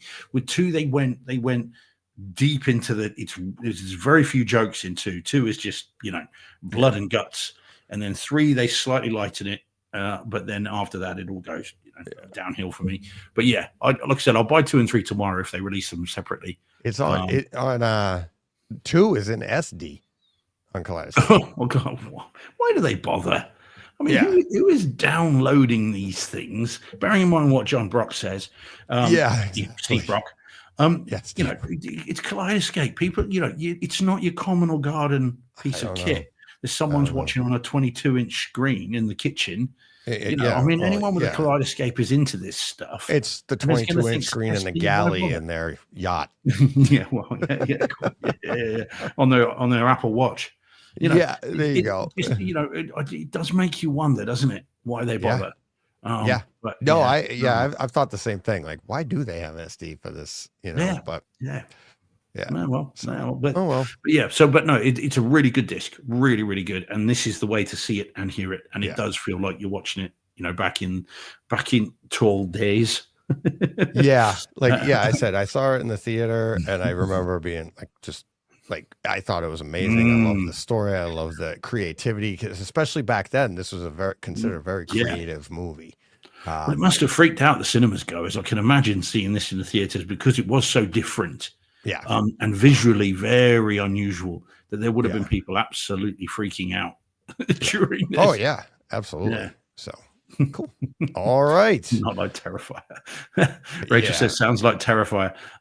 No, Rachel, you've seen Terrifier. I know you have. That's a very different experience. This is nothing like that. nowhere near as messed up as Terrifier. All right. Yeah, I'm not. No, indeed. You don't. No need to apply. You do not need to apply to Terrifier, mate. You will hate it. Exactly. So. hate it. And I, and you would not be wrong to hate it, because it is one of those films that all 3 of them are either yay or hell no. There's no in between on those. Nope, not my cup of tea. No. I mean, and I get that. Yeah. All right. And I suspect this one will be. Are we ready for our cup of tea? Will not be your cup of tea either, I suspect. Really? I like the cover. I saw it on Twitter. I saw you put it out on Twitter. Yeah. Martyrs. This is apparently, put it this way, on the back, it says here, soon comes to regret ever having set foot in this house, where she will experience things beyond human comprehension. Oh, right up my alley. No, indeed. I've never seen it before. You sound skeptical. Well, again, it says here, again, if I read the back, Martyrs has risen above debates surrounding torture porn to emerge as one of the truly great works of extreme cinema. Yeah. Okie dokie. Yeah, no, I know. I'm almost scared to watch it. This is one that Dom said was something that was one of the most disturbing things he'd ever seen. Oh, and that you have to buy it then. Well, yeah, and it was only 40. You have to buy it then, not me, but you have to buy it then. And I have. I see that. Oh God! Have you seen the trailer? Was it good or bad? I have seen some of the trailer. I didn't see enough to form a view, because I thought, well, if I'm going Wow. to buy it, and I knew I would, I'd like, oh, it'd be, I don't want it ruined. You do. I don't want to see the trailer and not like it. Yes, yes. Well, I want to take in the full movie, even though it's horrible. Well, this. I mean, look. Yeah. So Steve says extreme cinema. Yeah, apparently, and then Jordan says, "Prepare yourself, Steve. It's certainly deserving of its reputation." Oh no. Yeah. Oh man, I'm going to try and see it by Friday so that we can or Saturday, so we can necessarily talk about it. I can have the safe space of the 25-hour show. Yeah. Yes. Oh boy. All right. Yeah, I got that to look well. forward to. All right. Are we ready to get to the big mystery movie? Yeah, let's do it. Yeah, because we're going to talk forever on this. Yeah, let's do it. Yeah, exactly. So, all right, here we go. All right. Yeah, do you go first on this one, Deej? No, Well, you do you can have go. to say? Okay, well, you can't pronounce it the way it's written. I don't think you have to say the House of Dynamite. Anyway, that's what? the thing, isn't it? Yeah. Miss Dynamite, wasn't it? What was the song? Anyway, that's how I read it. That's how I say it to myself. Anyway, Dynamite. T-E. I would say it like Jimmy Walker, like dynamite. Dynamite. Yeah. And if you're Australian, it's more like Vegemite. House of Dynamite. Okay, all right. So this is the movie. Everyone is talking about this movie. Has created a huge stir. Online, in print, if you know someone that's seen it, everyone wants to talk about it, and it is indeed the film A House of Dynamite, which dropped on Netflix on Friday, I want to say. But as I mentioned earlier, I had read something about it that Catherine Bigelow, who directed this, who did Hurt Locker and did Zero Dark 30 and obviously Point Break, wasn't it as well? Yeah, one of her early ones. Wasn't it? Yeah. So she, so I had read that she was working on a movie, and then I had forgotten. And on Saturday morning, and I was on call, and I had some time, I read a tweet from Stephen King that put, "This is outstanding." There was a little bit of political stuff after that, which I won't say, but that's what he said, relaying it to certain current administrations. So I then, I kid you not, Deej, I went straight into the cinema room and then just fired this up and experienced it. It's the only way I can put it. I can't say I watched it. I can't say I saw it. I experienced this movie. And I know that sounds a bit pretentious, but I mean that's what this is. This is an experience. And it is not to be missed by anybody. Story is, I mean, again, I think we can say, I mean, there's a bit there anyway. So this is where we find our eponymous heroes who work for the White House. They're in Stratcom. In the White House, where suddenly it's a normal day, normal things going on, everything's fine, and suddenly there is a missile launch from somewhere. And it then becomes a story of how the various parts of the US government and administration who are trained to deal with this deal with it. And I'm not even going to talk about the story structure, Deej, because I think that's a spoiler as well. So yes. And that's what it is. And it's about how they deal with this. And it's told in a classic Catherine Bigelow way, which is what she did with Zero Dark 30, what she did with Hurt Locker. It's like a docudrama. You are following these people right there as this unfolds. And as a film, and again, there's been a lot of talk about it online and in print. And if you haven't seen it, try and avoid that, because you do want to go in and see this. As a film, it is absolutely riveting. And watching it, and again, as I put up on Twitter, I mean, this for me is one of the many good reasons to have your dedicated theater room, because I shut the door, it's pitch black, screen, Dolby Atmos 4K UHD, and I felt like I was in a bunker. I felt like genuinely this was going on all around me, and I could feel my heart rate increasing as I was watching it. You could literally feel it in my chest. It was great, and I thought it was fantastic. And it's one of the best films of the year.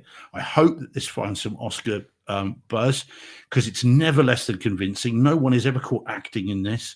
It just unfolds, and it's fantastically good and really enjoyable. And again, I saw this on my own. I'm glad I did. I wouldn't want anyone other distractions for this. I certainly wouldn't want to see this in a theater and have people with phones going off and talking and people walking in and out and spitting their popcorn and all that, because this is about engagement.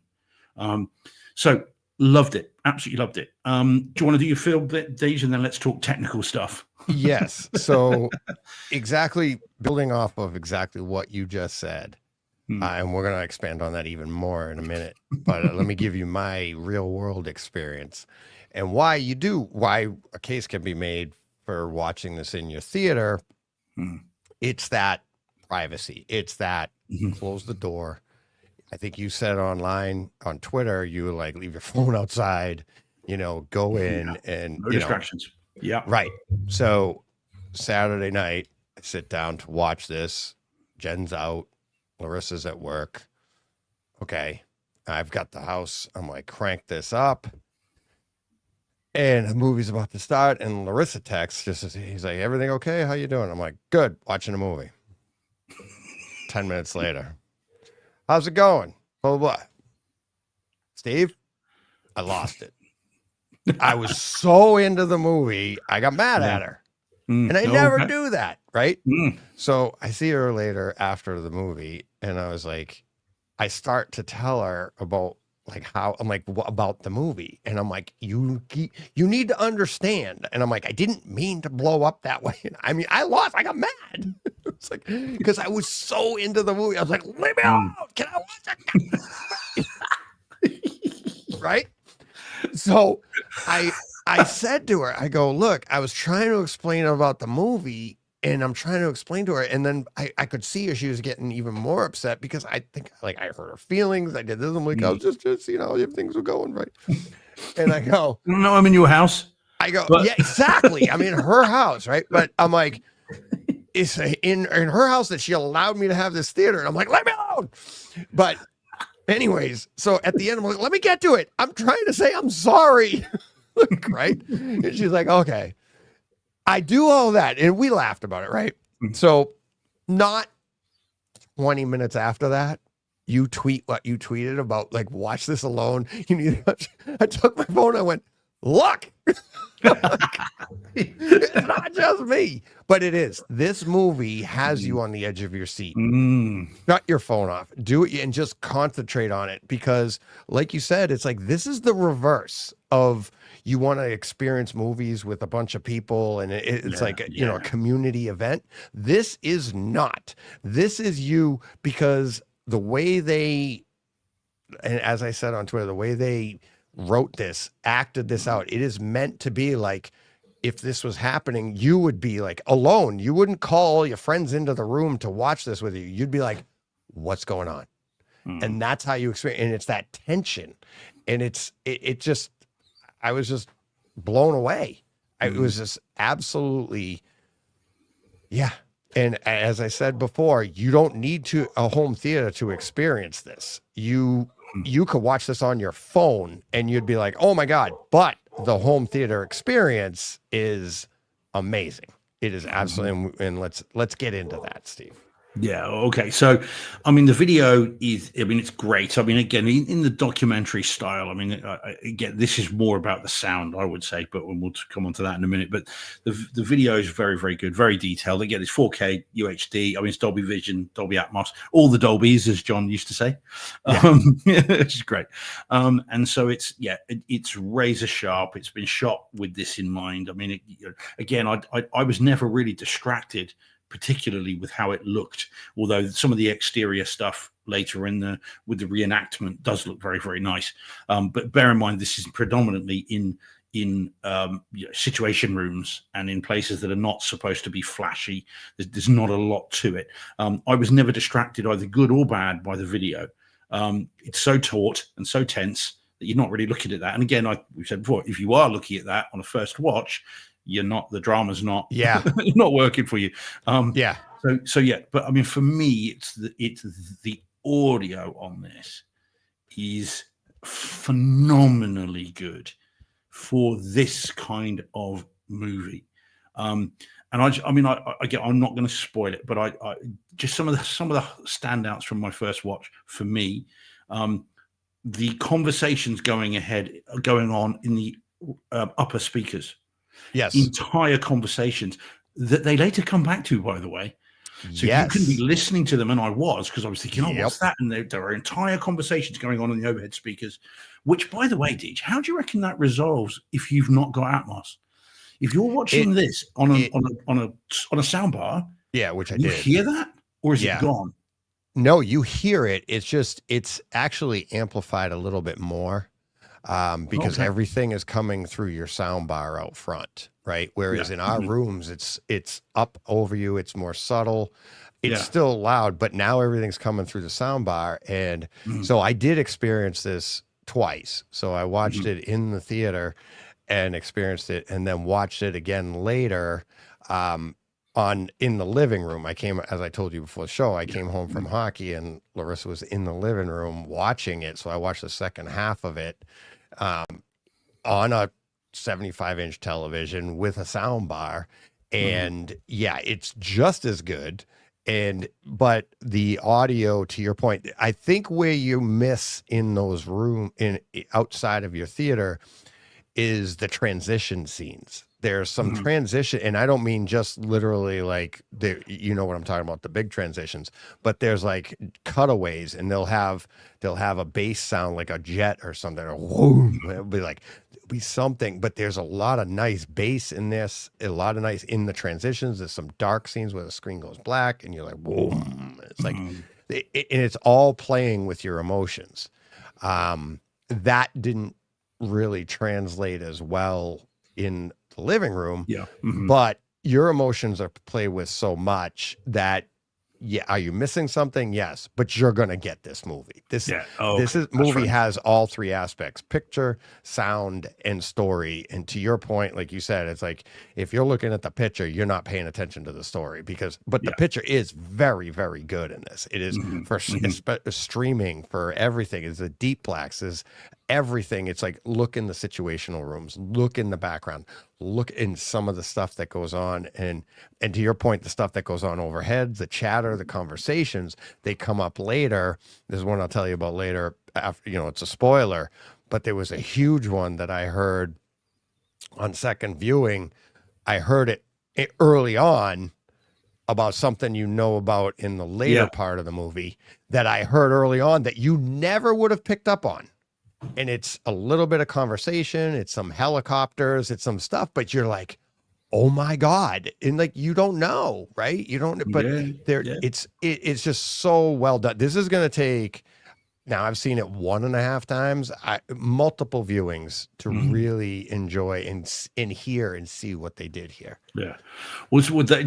Absolutely. I agree. But as I said, I was fascinated with these conversations going on overhead. And of course, I didn't realize that this might be revisited at some point. I was just listening to and just enjoying the fact that these are not just effects speakers. These are being used for beaming in audio, entire conversations. So that was very cool. Loved that. Launches, bit of bass there was decent. But you know how a few weeks back we were talking about the sound of cannons and what noise they'd make when we were talking about Master and Commander? And then we get one in this. Yes. And it was like, oh my God. There's a cannon. That's a transition scene right there. Yes. And that is like, deep, punchy, precise, like just so good that, unreal. Oh my God. I mean, it's just and again, the helicopters, the usual sort of stuff. I mean, I for a movie that is a docudrama, to have all these bells and whistles as well, it felt like an action movie. Oh, cool. Well, indeed, absolutely. And again, you wonder, Catherine Bigelow just saying, "Oh, by the way, bearing in mind it's a Netflix movie, so this is a film designed to be seen at home." At least predominantly. I mean, I've not heard of the theatrical release, so I'm assuming that's what it is. And yet she has been good enough to give us a soundtrack that is beyond the kind of movie that it is. I think it's so tense, as you say, to your point about it, that you could just have a stereo mix and you'd be happy with that because this is what you're after. But she gives us a top-notch audio track as well. Yeah. As all that. I mean, because if you think about the scene that we are talking about with the cannons, again, won't spoil it. There's no need for that to be going on when they're having this conversation. It's almost like it's just there for us. Well, so you've got all there's this stuff that and the on juxtaposition of everything. Yeah. The family time to the thing. Yeah. But the family time, the wars, the everything. Yeah. Like this is one battle, you know, what's going on. It is there's, and again, there's so much. That's one of the things I love about the movie too, is like, as we talked about before we started recording, is that, you know, this movie ends and it's conversation time. You know, you can't wait to, and I think that's the other part of what makes this movie so great is it is great to watch by yourself, should be watched by yourself, but then you're like, it's like book club time. Like we need to talk. Yeah. Right. You know, and, Well, I text you guys straight away. I'm not even sure I'd finished it. You've got to see this. But anyone in the chat, by the way, please don't spoil the ending. Not that we normally have that issue, but the ending has had all kinds of conversations about it. So don't spoil that, anyone. No, I mean, I now because you mentioned on Twitter, is this the streaming? Is this stream the HT experience of the year? At the moment, could it potentially be the first streaming movie to be the HT experience of the year? And like, the answer to that is it could be. I don't think it will be, because for me, I still think that's F1 for me in terms of the stream. I mean, the disc is coming a couple of weeks time, but for me, my streaming experience of the year is F1 is still for me, because I just loved how that sounded. Yeah, but I think we might end up with very close second. Let's see where it goes, because you know, obviously, hopefully John comes back for that, or at least comes for that, and because we need a tiebreaker or something, you know, he'll throw something in that he hadn't, you know. But we're gonna do one. It's gonna be 1 and 1A or something like that, because we're very similar in that area, and then it's after that. But this to me is like, I'm like, I have my reasons, but I'm like, I would put it above F1. But but you've seen the Kaleidoscape version of F1, haven't you? Which I haven't yet. Yes, so I've seen the physical one. It's coming week after next, I think it is. So I'm looking forward to that. But for now, as of this moment, that's 1. This is probably 2, and then K-pop Demon Hunters 3. Hi Sophia. Eli's saying in the chat, he's saying he's like, I don't have Netflix anymore since 5 peaceful years ago. And as I said, there's a question, Deej. There's a question. You know how we talk about must-see discs? Is this worth subscribing to Netflix? That's exactly what I was going to say. Sorry, but you don't have to apologize. I already said it. I said it to Dennis in today's show. Like Brent and I were talking about it. He had seen it. And Dennis, like, I don't have Netflix.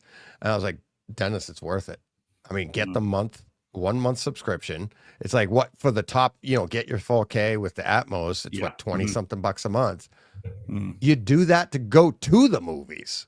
Yeah, true. Yeah. Why wouldn't you do it to see it at home? And then you can watch some other stuff all month long that you maybe have heard about. I mean, for, I don't know what it is, $24 now for the top tier or whatever to get full. Yeah, I think it is there. It's $18.99, I think, something like that. Whatever, you know, but you're right around the ballpark of going to the theater, right? Or the cost of a disc, you know, but when you buy a disc for $24.99, you're not getting a whole bunch of other content to watch that month. You know, so this right here is the reason you would do that if you don't have Netflix, you know, and this is why they make these movies, to get a bunch of people, all right, and bail out. They got you $24. Good. You know, if you forget to bail out, they got another $24. You've been, you know, but it's definitely worth it. You know, you have a dedicated theater room and you like great home theater movies, I would grab this. Absolutely. You know, even if you don't have Netflix, just sign up and cancel. But that blow your mind. I mean, and again, I know Steve had saying in the chat, it says, need to invite some Netflix friends over. I'll supply popcorn, they supply login. I mean, but again, I think there is an argument, Steve, to say see it on your own if you can. If you want the full experience, you want the tension, the paranoia, the worry, the stress, everything that this movie sets out to create. Seeing it on your own is the way to do it, because you wouldn't want to be sat next to someone going, "Oh, that would never happen," or "Oh, Idris Elba does not look like Donald Trump," things like that. You don't want people saying things like that. It's always a bit tricky. Yeah.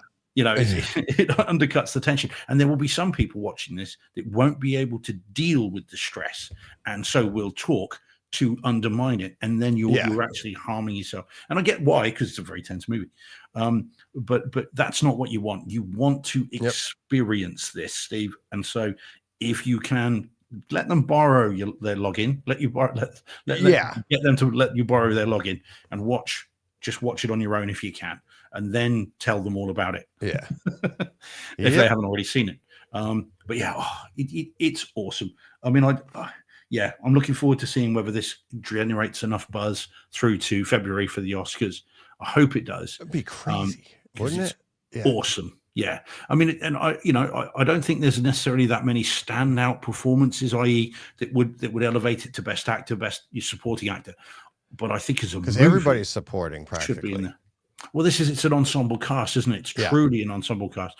And so I absolutely think that for best movie, it should be there. Best sound design should be there. 100%, without a doubt. We at Pierre Productions. So it says, glad to hear it's a good watch. Rich King. Coming soon to the coming soon. Yeah, utterly horrible. So what's funny, PF, he does have a good theater. I put it in. Yeah. Dragon's Lair. Dragon's Lair. Yeah. Mm-hmm. And he he got the experience. I actually texted him today. He is going to be on this weekend. So we're gonna have some fun with that one. But there are people out there that didn't like it. And Keith is one of them. And he didn't expand on it on #Dork. He just said he didn't like it. He thought it was like one of the worst movies of the year. But again, it's like, I don't know, maybe he had distractions. He's got kids, he's, stuff like, his dedicated theater isn't exactly, you can't close the door. It's in his basement. It's an open basement situation. But but he does have a good theater. So he is getting the full, he doesn't have Atmos. He has a 5.1 system, but it's really nice with that. And he does have his 5.1 system, his Denon receiver will upmix to Atmos. It'll take a 5.1 and give you an Atmos effect. So he's got a good system. But I mean, there are people online who've been saying it's not great, that they haven't enjoyed it, mainly because of the ending. It's a very controversial ending. But that does not mean that it that it should put you off. You should absolutely see it. but that's funny. That's funny. Yeah. That, PF heard the same thing I did. And I texted him right away. It's like, oh no. That's funny. All right. So we're gonna have fun. Deej, so what time does the 25-hour show start on Saturday? So everyone knows, because we ought to tub thump for that. All right. Yeah, we start 6 a.m. Saturday morning, November 1st. So 6 a.m. So that's 1 p.m. our time. You're at no, that's 7 hours. 11. Yeah, 11. 11. 11 a.m. No, not even 11. It's it's 5 hours, isn't it? So but you already set your clocks back. Oh yeah, of course we did. Yeah. Sorry. See? Oh man. Yeah. So you've already at some point in the morning. Yes. So you've already set your clock, and this is one of the issues that I have scheduling these things, because I have people around the world. And it's all these different time zones. And it's like, you do not want to have, I try to schedule everything out so that I always have somebody there to move on to. And it's like, you don't want to be like, oh, I thought I was on at this time. You are. And that's the time here. Oh, I thought this. So it's like, So I'm working to fill in the schedule. Yeah. So anybody, if you want to come on, or you're looking for, you like, is there a guest you'd like me to have on that we haven't had on in the past? Let me know. But it's filling up. I mean, it's fun. I can't wait. It's me 25 hours. And like I've said before, it's not me for 25 hours. It's just me talking with all of you people and you know, the chat is awesome. We got some really good giveaways this year already. We're doing it a different way this year. It's going to be a raffle. So I was talking to, and then trust me, you're going to want to buy raffle tickets because the giveaways for this raffle are big. They're good. I don't want to give it away yet because I want you to be able to tune in and find out. And we will be giving them away all month because I do want to generate as much as I can for, you know, Movember. But the raffle is going to be, you know, however many prizes we have, it's going to be first, second, third, and fourth. Like say we have 4 prizes. So we'll pull 4 raffle tickets and we'll start. Here's 4th place, you know, 3rd place, 2nd place, and the last ticket will be 1st place. And the 1st place person gets to choose from anything in the group. And then the last place gets what's left. Okay. I'm pretty sure I can guarantee that if you buy a ticket, you're not going to be at the end like, oh, I got that. Now, obviously, you're going to prefer something over something, but everybody's going to come away with like, oh my God, look at what I got, you know? And there's going to be people that are like, they're going to be more, they might win the last prize. And that might be exactly why they bought the raffle ticket. I'm telling you, I know these prizes and it's going to be that good. So, but yeah, and it's, so all of it going towards Movember. So details. I see you've started on the, you know, moustache already. You cheat. I got it. If I don't start now, I won't have anything. It's like, it's like I start early. This is since August. Oh, really? No. I was going to say. No. I think, have I shaved since Joe's wedding? I think that was it. Maybe. I don't know. Maybe that was the last time. I don't know. All right. All righty. Awesome. Okay. We got a Patreon chat. It was on, we should have said that in the show. We never said it, but yeah, we do have a Patreon chat coming up, end of show, Patreon preview of the 25-hour show. So patrons, if you're listening, Steve and I will be joining you over there shortly. I do have a show coming up this week for reasons will be announced later, but I do have another Takeover Tuesday coming out. Check your feed on Thursday. There will be another Takeover Tuesday coming on Thursday. Then our regular show, the audio only, this will be out. So if you're hearing this audio only and you missed the Takeover Tuesday that dropped yesterday, there you go. Takeover Thursday. Takeover Thursday. There you go. It's still TOT. There you go. So Takeover Thursday. Oh yeah, that'd be great if I start doing 3 shows a week. Yeah. All right. I'm in trouble. But yeah. So yeah, I hope to see everybody on Saturday. If you check in on me, see if I'm still awake. But yeah, Saturday morning, 6 a.m. till Sunday morning, 6 a.m. And yeah, so that's the idea. 25 hours. We set the clock back at 2 a.m. We set it back to 1, and we do that 1 o'clock hour all over again. And then all the way till morning until either we get to 6 a.m. or Brett falls off the couch. All right. Good old Brett. Right. Yep. Awesome. Okay, guys. Yeah. Right. And also let's remind people about the merch and everything, Deej, because we haven't pointed anyone to TeePublic for a while. So we should tell them about that as well. Yeah, you could. I just bought a bunch of stuff myself. And I got TeePublic. Go there, and yeah, we get a small commission, and this month it will all go towards Movember, but we get a small, like if you buy a t-shirt, we get like $2, something like that, right? But as I've said to people before, it's like that's nothing compared to the advertise. Like this is how we get more listeners. People like, what's that? And it's like if they're interested, if they see home theater, they're interested in home theater. Well, then maybe they're gonna listen, and now they tell their friends, and that's how the show grows. I'm done telling my friends. I'm out of friends. So, and it's like I can't tell anybody else. You show up here, you become my friend, but I can't find you unless you guys tell your friends. So, or you go on vacation, like Shram is like wearing our stuff, so, but yeah, go to TeePublic. If you have any problems finding it, it's TeePublic at Brightside, search Brightside Home Theater, or go to the website, Brightside Home Theater, click on merch. It'll take you directly to that link. And the links are in the show notes too for TeePublic. So just click on that in any of the show notes. So there you go. Supporting the show.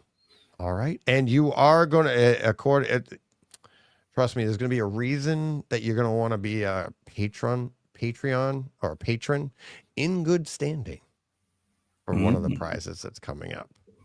Nice. So we're offering a slight advantage for the patrons. And so it's a pretty big one. It's a pretty big prize too. So we'll talk about that on Saturday.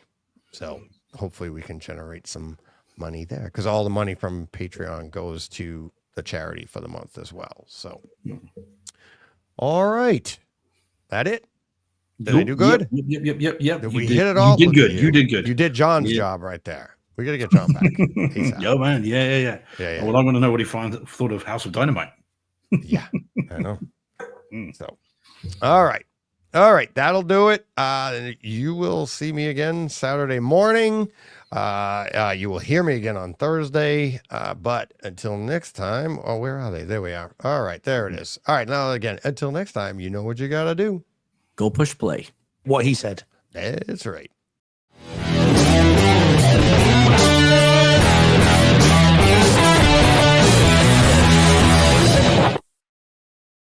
Hey, Fred. This has been a Hey Fred production with theme music by Jeff Bernhardt and Throne Vault Productions.